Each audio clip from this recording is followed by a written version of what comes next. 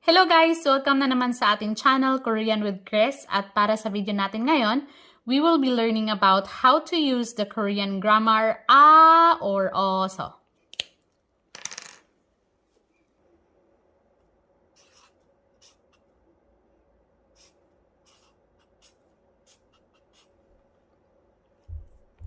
But before we proceed, if hindi ka pa nakapag-subscribe sa channel ko, please click the subscribe button and pakiclick na din ang notification bell para lagi kang updated pag may bago tayong upload ng mga videos gaya nito. So ayan, magsimula na tayo. Ang a or also ay ginagamit natin siya para i-connect ang dalawang clause or sentences. And meron tayong dalawang paraan sa paggamit nito. Ang una ay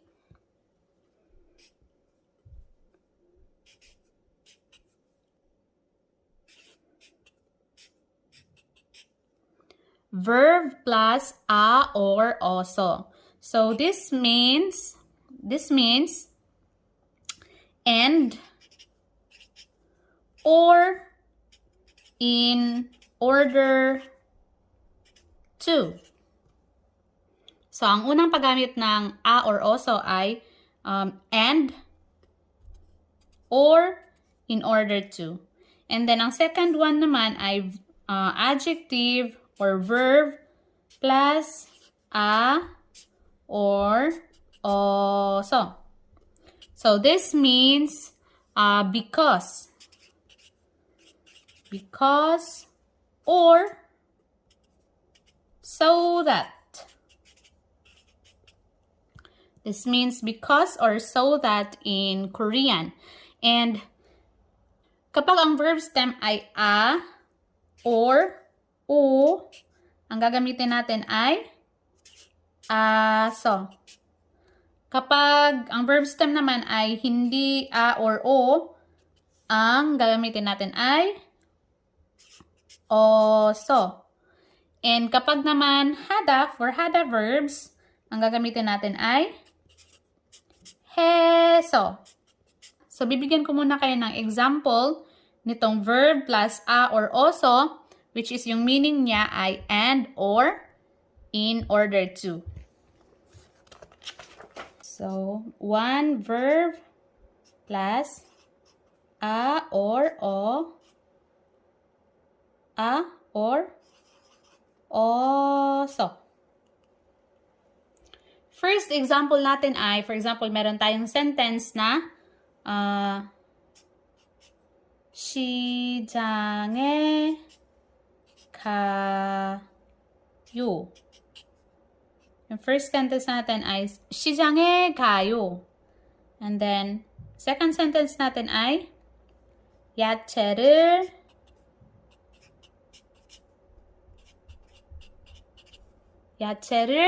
샀어요.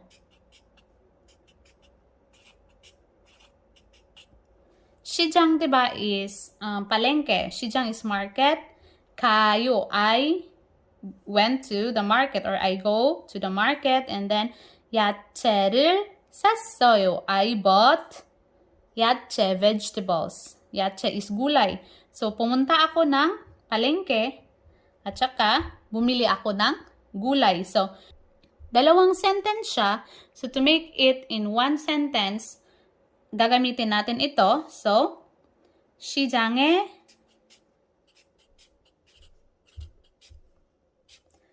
가서 시장에 가서 야채를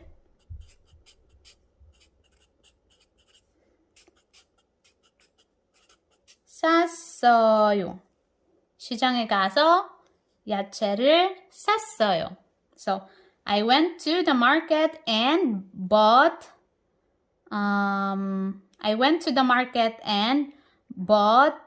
vegetables. So, pumunta ako ng palengke at saka bumili ako ng gulay. Second example natin ay 친구랑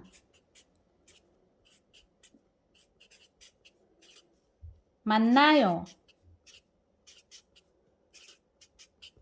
친구랑 만나요. 그 다음에 영화를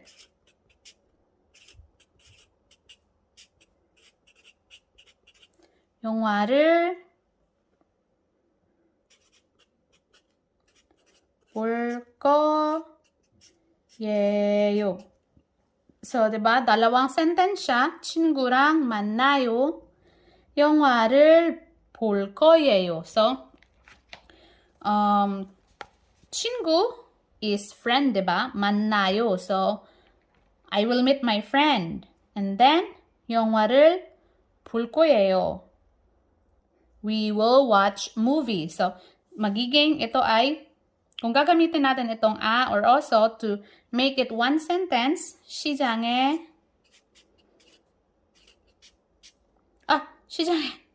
아니야. 이거 아니고, 친구랑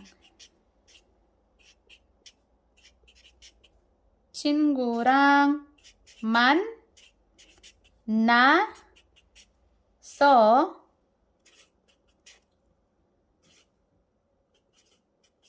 영화를 볼 거예요.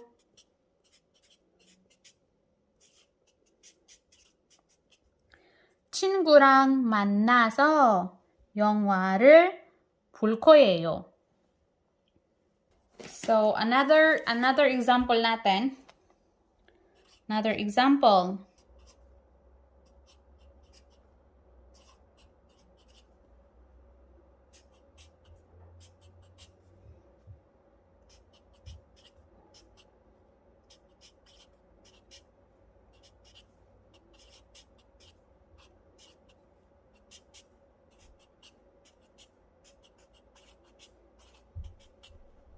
So, 꽃을 사서 선생님한테 줬어요.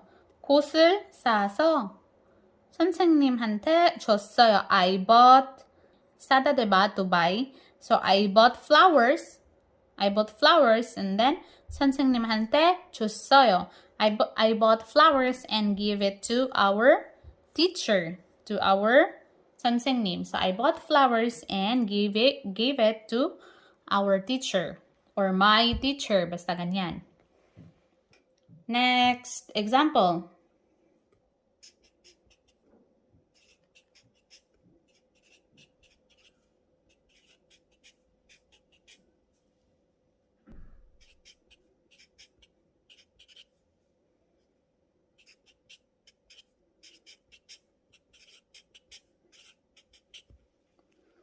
샤워를 해서 나갈 준비해요. 샤워를 해서 나갈 준비해요. So maliligo daw siya and magpe-prepare na para lumabas. 나갈 준비. 나가다 is to go out. And 준비 is to prepare, diba? So, 샤워를 해서 나갈 준비해요. 샤워를 해서 나갈 준비해요. Next example ay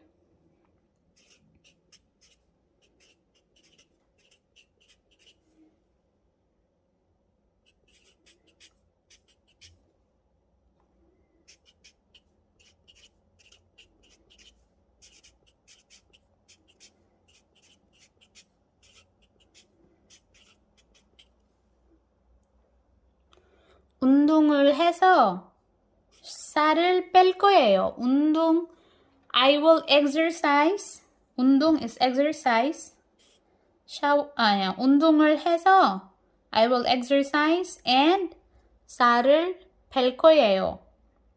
So in order to 살을 빼다, in order to lose weight, I have to exercise, or I will exercise in order to lose weight. So ganyan siya. Verb plus a or also. So ibig sabihin niya and or in order to. So ngayon naman,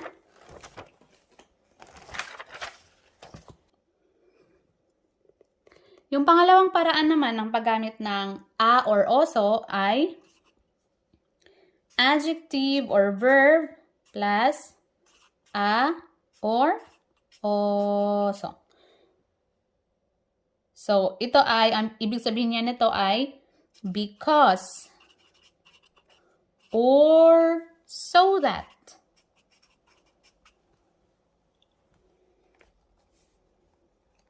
So, for example, 머리가 아파요. 약을 먹어요. 머리가 아파요.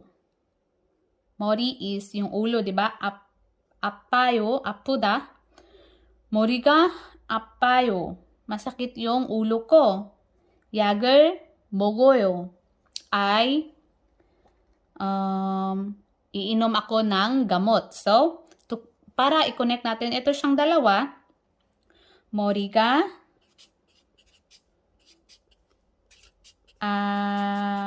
아파서 약을 먹어요. 머리가 아파서 약을 먹어요. So, ito siya. Dito siya, it states the reason. Reason or yung EU. EU. EU is reason. So, bakit siya uminom ng gamot? We, bakit? 왜 약을 먹어요? 왜 약을 먹어요? bakit ka iinom ng gamot? 머리가 아파서. Because I have a headache. Or kasi masakit yung ulo ko kaya iinom ako ng gamot. 머리가 아파서 약을 먹어요. Next example. 구두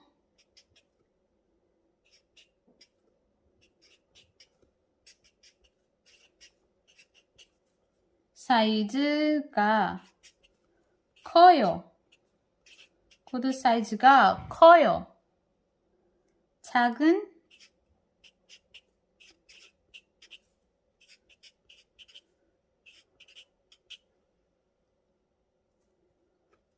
작은 걸로 바꿔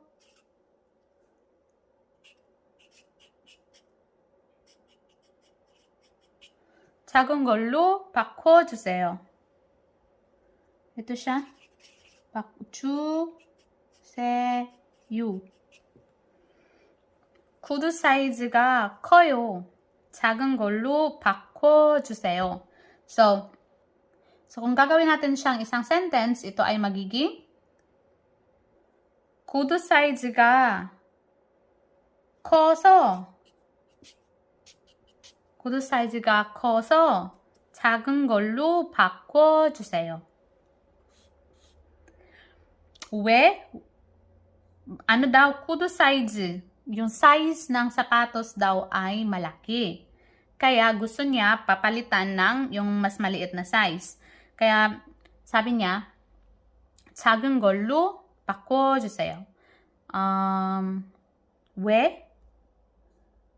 Bakit gusto niyang palitan ng mas maliit na size? Yung sapatos niya, we? Kasi malaki yung size na nakuha niya. 구두 사이즈가 커서 작은 걸로 바꿔주세요.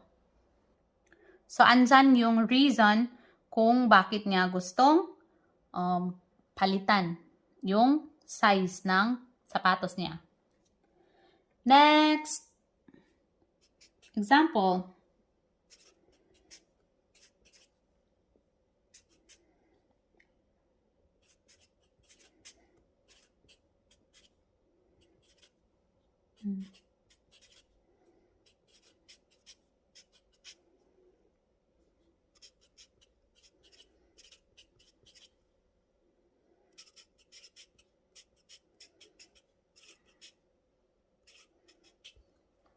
열심히 운동해서 살을 뺐어요.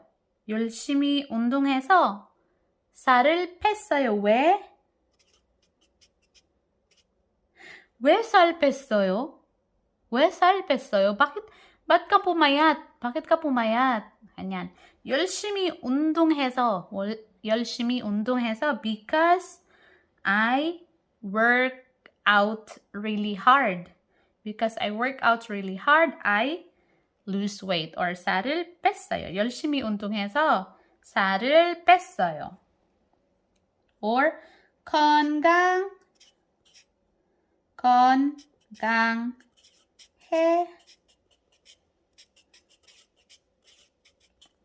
건강해졌어요. So 열심히 운동해서 건강해졌어요. I became more healthy because I work out really hard. Or ito dito yung 만나서 반갑습니다. 만나서 반갑습니다. Or nice to meet you, di ba? 만나서 반갑습니다. Nice to meet you. 늦어서 죄송합니다. 죄송합니다. 늦어서 죄송합니다. I'm sorry because I am late. 늦어서 죄송합니다. I'm sorry because I'm late. ganyan. Or 차가 막혀서 늦었어요. 차가 막혀서 늦었어요. 차가 막혀서. Yung sa daan traffic. Traffic daw kaya na-late siya. So, 차가 막혀요. 늦었어요. 차가, yung reason niya bakit siya na-late ay dahil 차가 막혔어요. Or traffic. dahil sa traffic. 차가 막혀서. 차가 막혀서.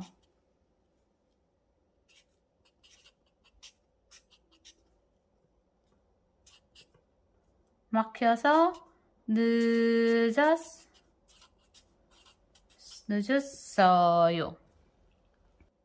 So ayan siya ang video natin today. We'll learn about how to use the Korean grammar a or also or verb and adjective plus a or also. So meron siyang dalawang paraan ng paggamit. Ang una, yung ibig sabihin niya ay and or in order to.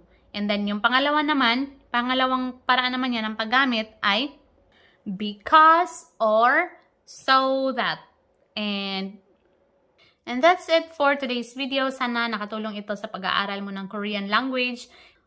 At kung nakaabot ka hanggang dito, paki-comment sa baba kung ano yung natutunan mo sa video na ito. And kung meron ka mang katanungan, please write it down sa comment box sa baba. So, thank you so much for watching and see you in my next video. Bye! Annyeong!